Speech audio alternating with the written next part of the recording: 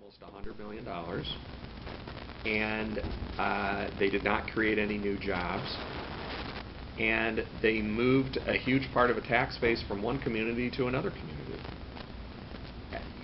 This is a very slippery slope with economic development funds, because those are what I would call pay-to-stay programs.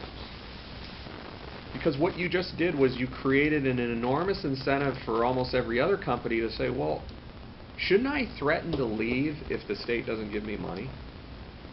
And we have had that happen. So there have been a number of companies that, after that happened, said, you know what, we're going to leave if we don't get money. And if you're not going to pay for our moves sometimes within the state of Ohio, moves that were already planned anyways in many cases, you really end up setting a very dangerous precedent. And by the way, Governor Kasich has done a complete flip-flop on this at one point. When he came into office, he started giving money out to a lot of companies like Bob Evans and American Greetings, gave enormous amounts of tax money to do it. Then later, when some businesses down in southern Ohio said they were thinking about leaving, he said, and I quote, "Hey, I've had too many people ask me for this, so if you're going to leave, have a nice trip."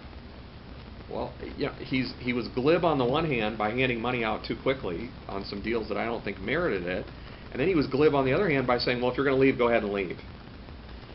And the answer is there are limited circumstances where a state should be providing financial assistance to a company only because they're threatening to leave.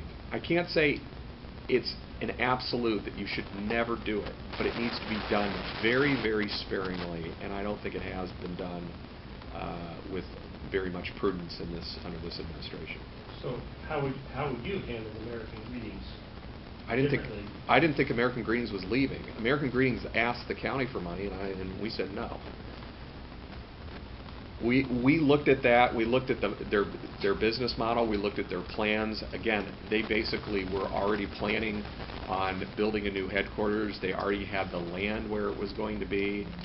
I thought, you know, if I'd been running at the state at the time, we might have looked at some assistance, but the magnitude of what they got, I thought, was excessive. And not only that, but the state was subsidizing moving a tax base from one municipality to another municipality. It took away about 20% of the tax base of Brooklyn, Ohio, and added it to a suburb that had a bigger surplus than any community in Northeast Ohio. And I actually had it, funny you bring that up, because that's the last time I had a substantive conversation with the governor.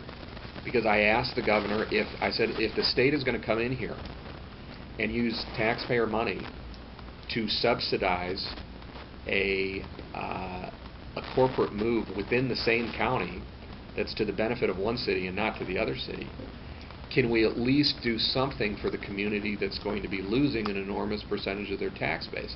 And he said yes, and that they would work on that, and that he referred it to Mark Kwame over at Jobs Ohio, and we never heard from them again.